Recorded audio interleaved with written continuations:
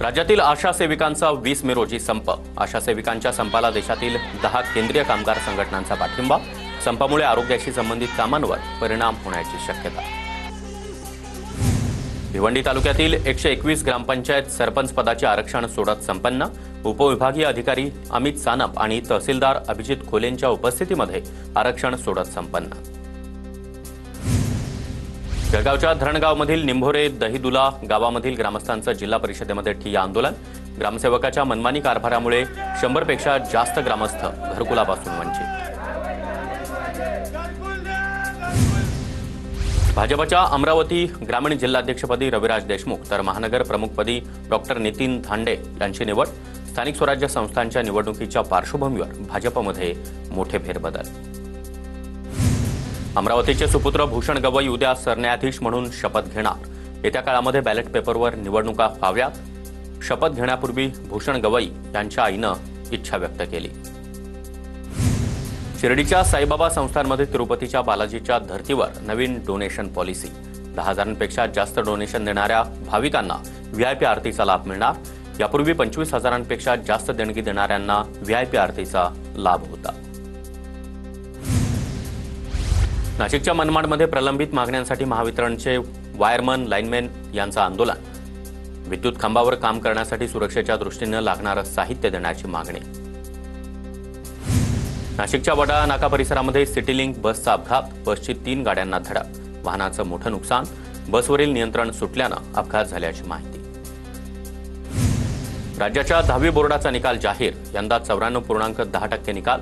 98.82% कोकण विभागाची निकालामध्ये बाजी, तर मुलींचा 96.14% निकाल आणि मुलांचा 92.31% निकाल।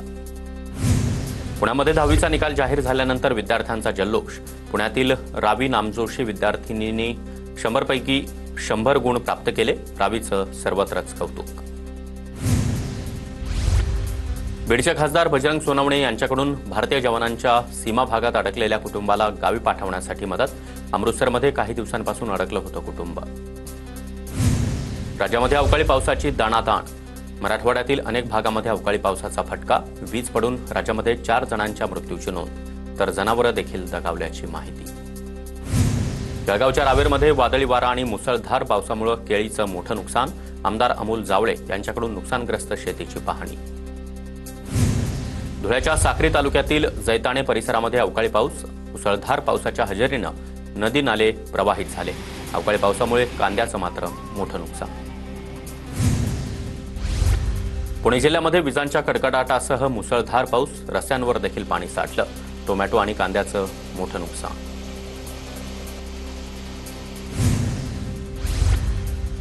पुण्याच्या भोर तालुक्यामध्ये वादळी वाऱ्यासह अवकाळी पावसाचा तडाखा। अचानक आलेल्या पावसामुळे शेतकऱ्यांसह बाजार करण्यासाठी आलेल्या ग्रामस्थांची चांगलीच तारांबळ।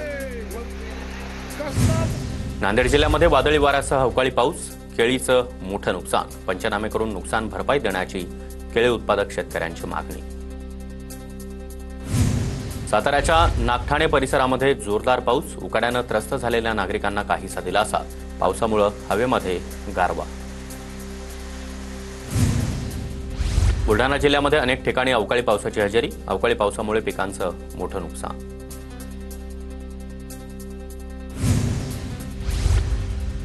हिंगोलीमध्ये अवकाळी पावसामुळे मुगाचं मोठं नुकसान। शेतकरी आर्थिक संकटात। इकडे वर्ध्यामध्ये पहाटेपासूनच ढगाळ वातावरण। तीळ उत्पादक शेतकरी चिंतेत। तिळात अवकाळी पावसामध्ये तीळ भिजल्यानं नुकसानीची शक्यता। वाशिम जिल्ह्यामध्ये ढगाळ वातावरण। काढणीला आलेल्या ज्वारीला धोका।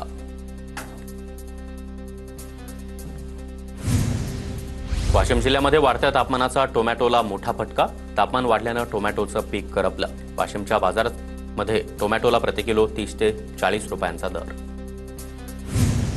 अकोल्याच्या अकोट तालुक्यामध्ये जोरदार वाऱ्यामुळे केळीचं मोठं नुकसान। केळी उत्पादक शेतकरी आर्थिक संकटात।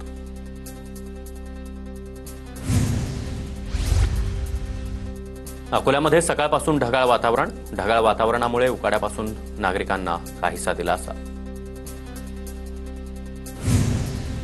रत्नागिरी जिल्ह्यातील हवामान बदलाचा हापूस आंब्यावर परिणाम।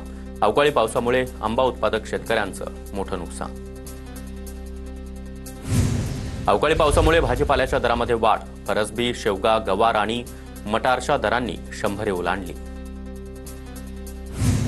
अमरावती शहराला पाणीपुरवठा करणाऱ्या जलवाहिनीला गळती. जलवाहिनीची दुरुस्तीची कामं संध्याकाळपर्यंत पूर्ण होणार.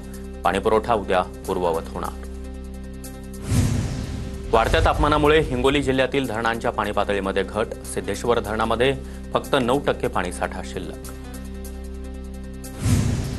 नाशिकच्या लासलगाव बस स्थानकामध्ये लासलगाव अंमळनेर एसटी बसच्या चालक वाहकांची मुजोरी. चालक वाहकांच्या मनमानी निर्णयामुळे बस 50 मिनिटं उशिरा. प्रवाशांकडून चालक वाहकांवर कठोर कारवाईची मागणी.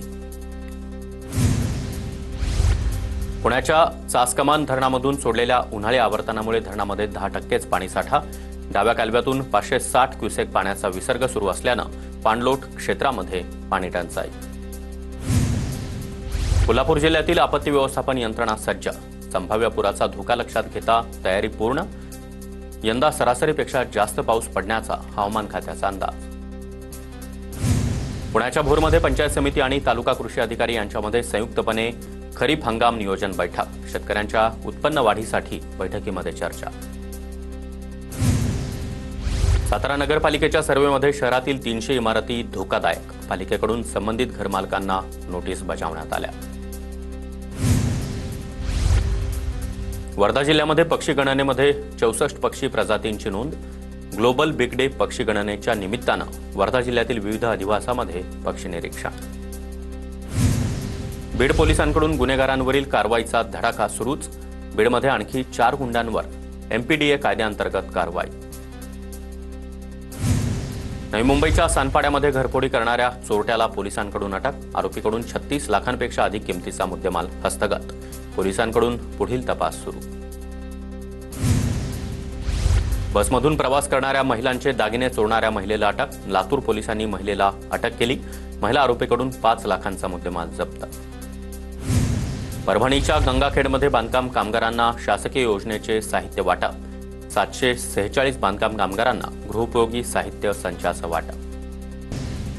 गोंदियामध्ये तलवारीनं हत्या प्रकरणामध्ये 3 आरोपींना अटक. अवघ्या काही तासामध्येच आरोपींना अटक. जुन्या मारहाणीच्या वादातून हत्येची उकल. गोंदियाच्या रामजीटोला मुंडीपार रस्त्यावर अज्ञात वाहनाच्या धडकेमध्ये हरणाचा मृत्यू. मृत हरणाचं वनविभागाकडून अंत्यसंस्कार. सोलापुरात पेन्शनची रक्कम नातेवाईकांना दिल्यानं मुलाकडून आईला कुकरनं मारहाण. जेलरोड पोलिसांकडून मुलगा हर्षल चिंचणपुरे याला अटक. हिंगोलीच्या औंढा नागनाथ शहरामधील बस स्थानक परिसरामध्ये कुजलेल्या अवस्थेत महिलेचा मृतदेह आढळून आल्यानं खळबळ. 10 दिवसांपूर्वी पिंपळदरी गावातून ही महिला बेपत्ता झाली होती.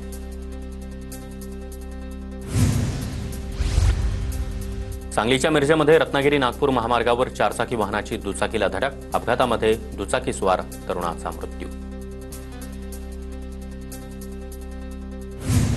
कोल्हापूरमधील इचलकरंजी शहरामध्ये घरफोडीचं सत्र सुरूच. आमराई रोड परिसरामध्ये बंद घर फोडून चोरट्यांकडून 2,33,000चा ऐवज लंपास. गावभाग पोलीस ठाण्यामध्ये गुन्हा दाखल. जळगावच्या यावल शहरामध्ये चोरट्यांचा धुमाकूळ. सराफा दुकान फोडण्याचा प्रयत्न करणारे 4 जण सीसीटीव्ही कॅमेऱ्यात कैद. यावल पोलीस ठाण्यामध्ये गुन्हा दाखल. गडचिरोली पोलिसांच्या ऑपरेशनमध्ये नक्षलवाद्यांचा तळ उद्ध्वस्त. नक्षल्यांचा मोठा शस्त्रसाठा देखील जप्त. पोलिसांचा परिसरामध्ये 24 तासांपासून सर्च ऑपरेशन सुरू. जून अखेरपर्यंत पीएमपीएमएलच्या ताफ्यामध्ये नव्या 200 बस दाखल होणार. नव्या बससाठी आवश्यक असलेली निविदा प्रक्रिया देखील पूर्ण. पीएमपीएमएल प्रवाशांना आरामदायी आणि पर्यावरणपूरक सेवा देण्यासाठी सज्ज.